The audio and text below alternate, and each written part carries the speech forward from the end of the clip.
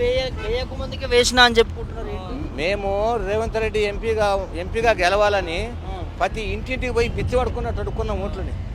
ఆయన ఫస్ట్ మేము ఎంపీగా ఈ ఉప్పల్లో గెలిపించాలంటే కాంగ్రెస్ అంటే నాకు అభిమానం. రాజశేఖర్ అన్న ప్రాణమే, ఇందిరాగాంధీ అన్న ప్రాణమే.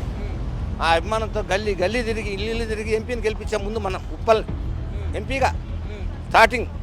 ఆయన అప్పుడు ఎంపీ గెలకపోతే ఇప్పుడు ముఖ్యమంత్రి అయ్యాడు కాదు. కొండగల్లో ఎమ్మెల్యే గెలిచినా కూడా ఇప్పుడు ముఖ్యమంత్రి అయ్యాడు కాదు. అట్లా గెలిపించాం కదా. గెలిపించినందుకు అసలు కేసీఆర్ పింఛన్ 4,000 చేస్తాను మీకు. ఇప్పుడు 4,000 ఉంది మోగాళ్ళకి కుంటోళ్ళకి, మామూలు వాళ్ళకి 2,000 ఉంది. కేసీఆర్ అసలు పింఛన్ పెంచుతాను అనలా. రేవంత్ రెడ్డి ఏమన్నాడు గెలవక ముందు ముఖ్యమంత్రి, నేను గెలిస్తే 6,000 చేస్తా ఏది కుంటోలు గుడ్డోళ్ళకి, వీళ్ళకైతే 4,000 చేస్తా చెప్పిండు కదా. నువ్వు ఏడు చేసి నువ్వు చెప్పి నువ్వు చేసినావు ఎంతవరకు ఏమన్నా చెయ్యాలి కదా.